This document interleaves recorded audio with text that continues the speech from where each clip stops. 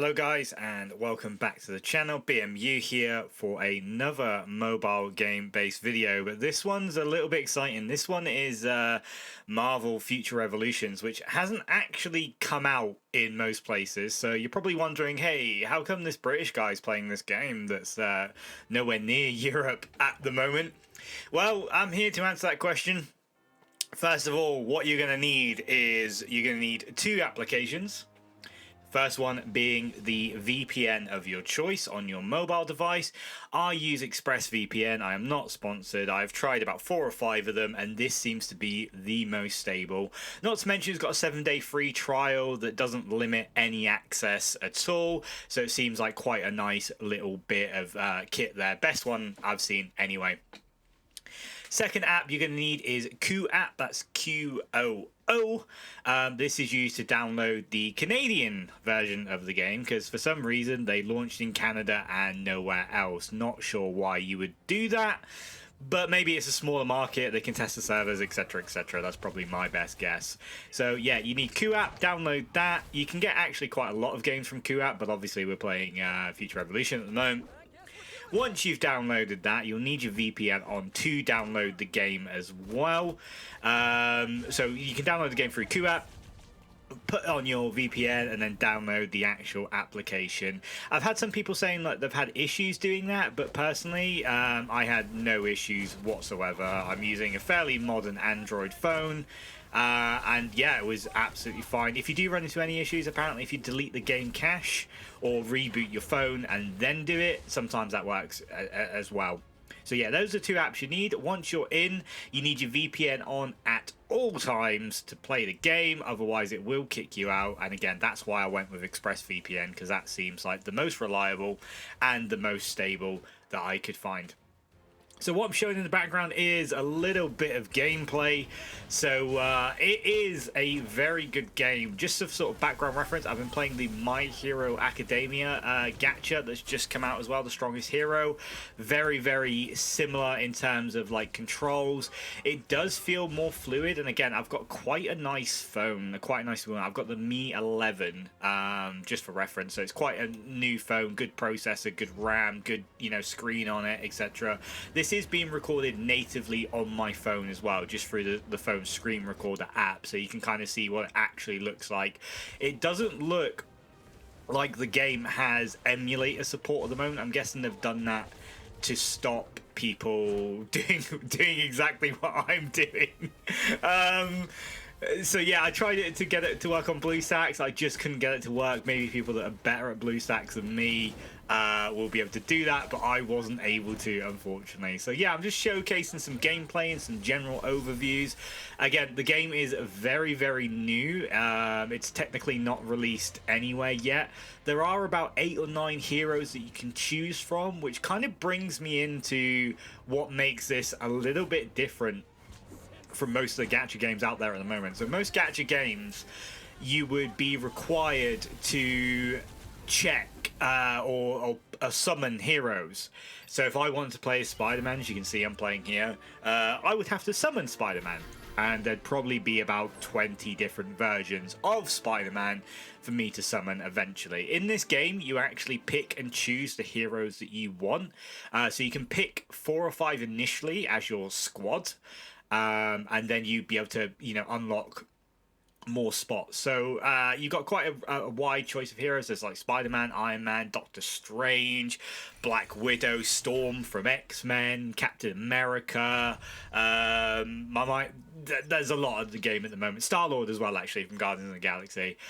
So very, very good. I'm not showing any story here because the story is actually pretty good. It's quite clearly, Marvel written, Marvel inspired. They've not just took the IP and gone, sod it, we're doing what we want. So yeah, the gacha element of this game is actually in the costumes. So you can see me playing around in the costume menu here. So you can make your hero look like anything you want. It doesn't matter. As long as you've got that costume bit of kit, you can customize the look of your hero. The costumes here are purely cosmetic. It doesn't do anything. What you do get, though, and what you pay for and what you pull, which is a gacha element in the game, is costume pieces like you can see here, but you equip them as gear, essentially, if you're familiar with most gacha games. So you can see in the top right there where I'm clicking on costumes now, these costumes have stats, and this is where the gacha element gets you. So this is what you're summoning for. But again, these, so say for example, you know, you pull the biggest, baddest, rarest costume that you possibly can. You don't have to display it. If you don't like the look of it, if you want to just look like, you know, basic day one Spider-Man, or, you know, Miles Morales Spider-Man, or future Spider-Man, or Iron Man Spider-Man, you can, even with the best gear on at all times.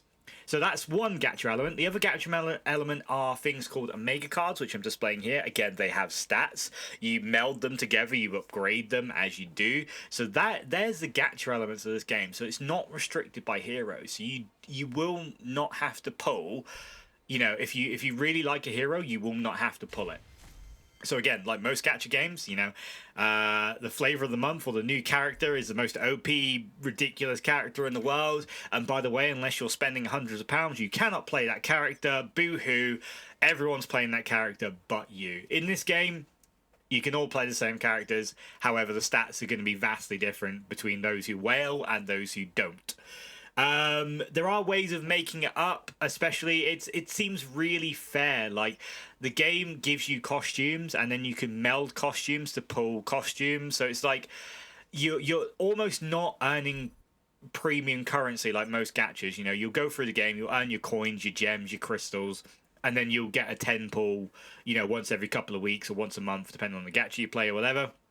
But with this one, you actually just go through the story, picking up quests, picking up costume bits as drops, and then you can, like, kind of meld them. So this is what I'm going to do here, is I'm going to enhance it. So as you can see, it goes from 2-star to 3-star.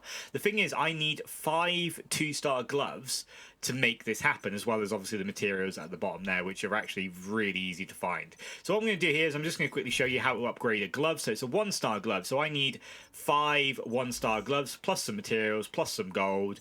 Hit the combine button, and boom, a 2-star glove comes out. So that's basically how you work up towards those 4-star costumes. Now, the general story quests give you a lot of costume boxes. They give you a lot of, you know, items and inventory and everything like that.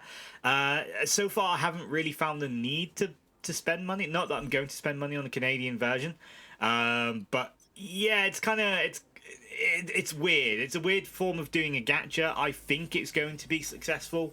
I hope it's going to be successful because it's really good. As I said, the cutscenes and the story are really good. I'm trying to skip all the dialogue here, not because I don't want to read it, because I don't want to give spoilers. That's how good the story is.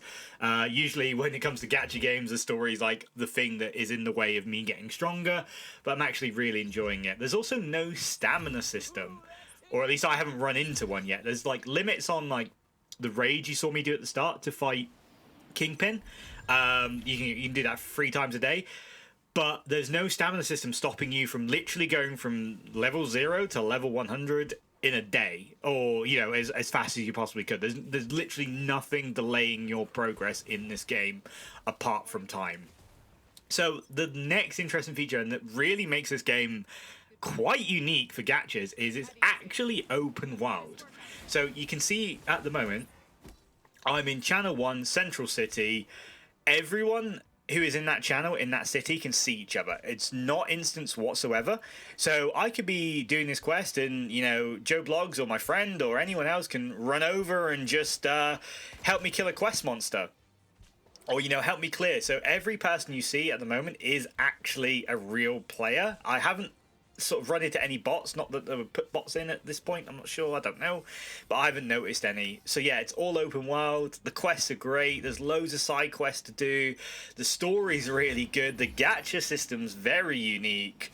I would recommend giving this a go. And again, if for some reason you didn't catch the start of this video, go back, you need a couple of apps and you can get this running anywhere in the world. Obviously the ping is not brilliant, but it doesn't seem to affect me too much. And also, if you're a fan of Spider-Man swinging, you've actually got fast travel on every single hero. So obviously some heroes fly, some heroes web swing, like Spider-Man here, and it's actually controlled by the camera, which is is really cool. So if you aim the camera up, you swing higher, you can stop in midair, blah blah blah.